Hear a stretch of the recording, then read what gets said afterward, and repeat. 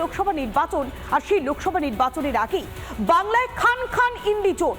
শুক্রবার মুর্শিদাবাদে মমতার বার্তার পর শনিবার একলা চলোর বার্তা অধীর রঞ্জন চৌধুরীর। জোট নিয়ে জটকে পাল্টা কটাক্ষ করছে বিজেপি।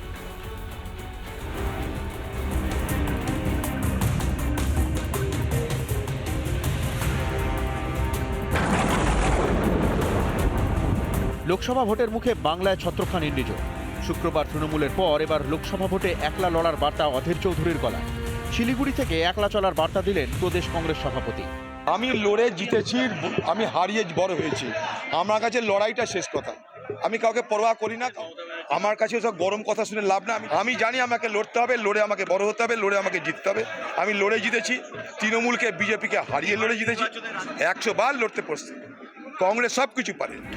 লোকসভায় মুর্শিদাবাদে ফ্যাক্টর নন অধীর। শুক্রবারই কালীঘাটের বৈঠকে এই বার্তা দিয়ে মুর্শিদাবাদে 3 আসনেই লড়াইয়ের জন্য তৈরি থাকতে বলেছেন মমতা বন্দ্যোপাধ্যায়। সর্বোচ্চ নেতৃত্ব আমাদের মুখ্যমন্ত্রী অভিষেক বন্দ্যোপাধ্যায়, বক্সিদা সবাই ছিলেন।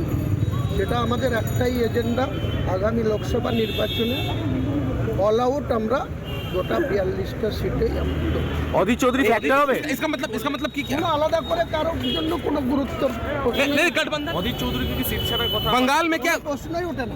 অধীর চৌধুরী বিজেপির দালালি করছে, তাকে সিট ছাড়তে হবে বাঙ্গাল। আর তার 24 ঘন্টা কাটতে না কাটতে এবার পাল্টা দিলেন অধীর। বাংলায় মুখ থুবড়ে পড়লো জোট। জোটের জোট হবে না তার পিন্ডি চটকাবে আমি বলতে পারবো। আমরা কোনোটাতেই ইন্টারেস্টেড নয়। দেখুন, আমাদের লাইন পরিষ্কার।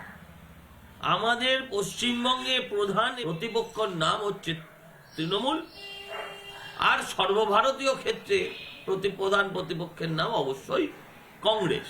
জোটে থাকবে কি থাকবে না এটা তৃণমূল তার আচরণের মধ্য দিয়েই প্রকাশ করে দিচ্ছে। কালকে বললো আমরা একলা লড়ব, তো তৃণমূল হলে তো সবার সাথে আলোচনা, কংগ্রেসের তো আলাদা আলোচনা করছে কেন? তো বামপন্থীরা আছে ইন্ডিয়া জোটে, তো সেখানে তো আলোচনা করেনি।